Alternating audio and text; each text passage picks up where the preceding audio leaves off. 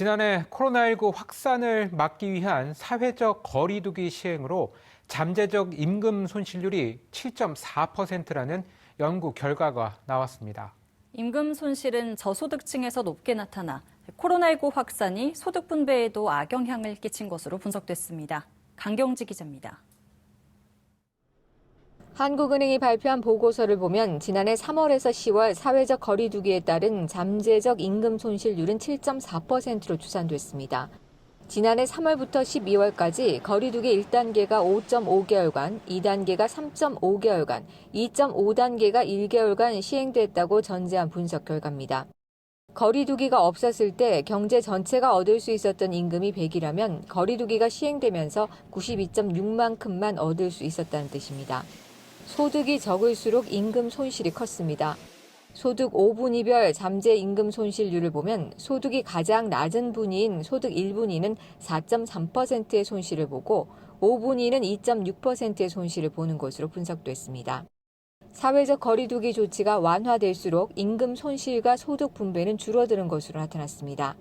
사회적 거리 두기 단계가 3단계에서 1단계로 낮아질 경우 1년간 발생하는 임금 손실률은 2.6%에서 0.5%로 2.1%포인트 낮아졌습니다.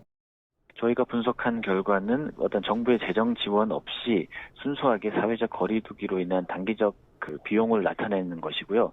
실제 임금 손실은 정부가 재정 지원을 많이 했기 때문에 이보다는 훨씬 낮은 숫자일 것으로 예상이 됩니다.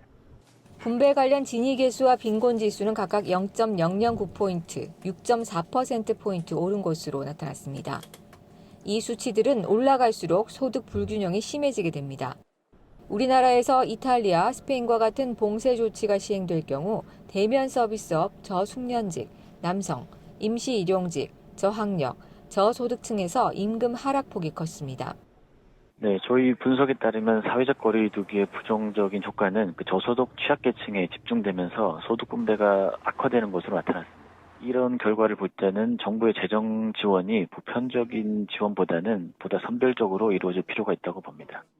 다만 우리나라의 경우 행정적 자발적 방역으로 다른 나라에 비해 경제적 손실이 상대적으로 작은 만큼 효과적이고 지속 가능한 방역 지침을 마련해 나갈 필요가 있다는 지적도 나옵니다.